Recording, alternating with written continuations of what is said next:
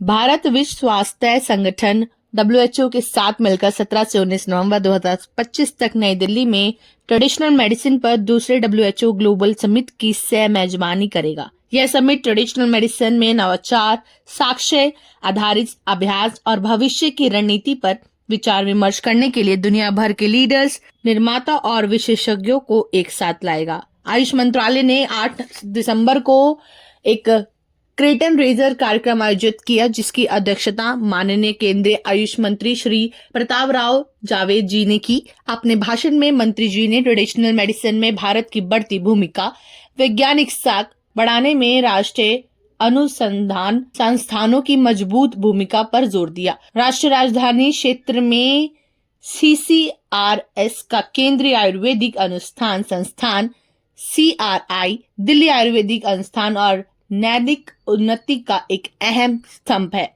संस्थान के प्रभारी निदेशक डॉक्टर हेमंत ने बताया, एकीकृत अनुसंधान जिसमें मुख्य रूप से मूलभूत और नीति अनुसंधान शामिल है। Dr. Hemant Kumar Paninggrahi. I am the director in charge of this institute. It is it is called as CARI, Central Ayurveda Research Institute, Delhi.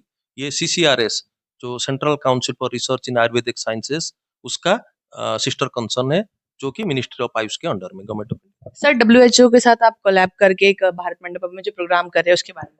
हाँ, यस, हमारा जो है 17 से 19 को WHO के कोलैबोरेशन में ट्रेडिशनल मेडिसिन के ऊपर ये सेकंड ग्लोबल समिट है। सेकंड ये समिट ट्रेडिशनल मेडिसिन में new development and evidence based surgery, evidence based practice and भविष्य फ्यूचर जो है रणनीति क्या है, भविष्य रणनीति पर विचार विमर्श करने के लिए दुनिया भर के लीडर्स, नीति निर्माता, अनुसंधानकर्ता और विशेषज्ञों का एक साथ लाएगा।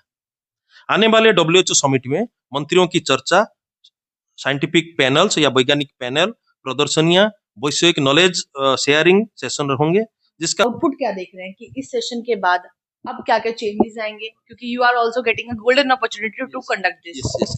सो इसमें क्या होगा कि थ्रू आउट इंडिया हमारा जो आयुर्वेदिक मेडिसिन है कुछ कंट्रीज में अलाउड नहीं करते हैं, वो वैलिड है। तो इससे क्या होगा कि जो हमारा MOU साइन होगा, जिसमें हमारे आयुर्वेदिक मेडिसिन को रिकॉग्निशन मिलेगा फॉरेन कंट्रीज में। दूसरा जो है knowledge sharing means suppose osteoarthritis या रिमाट आर्थराइटिस या ब्रोंकियल अस्थमा, वो लोग क्या ट्रीटमेंट उनके कंट्री में देते हैं और हम लोग क्या कंट्री में देते हैं, फिर एक जनरल कॉन्सेंसस डेवलप होगा इस बीमारी के लिए क्या देना सही रहेगा। ठीक है, ये होगा। देन जो रिसर्च है, इंटरनेशनल रिसर्च है, वो उसमें भी कोलैबोरेशन हम कर सकते हैं। जैसे जर्मन एंड जैसे चाइना है, ट्रेडिशनल मेडिसिन के ऊपर रिसर्च है उसका, हम उनके साथ भी कोलैबोरेशन कर सकते हैं।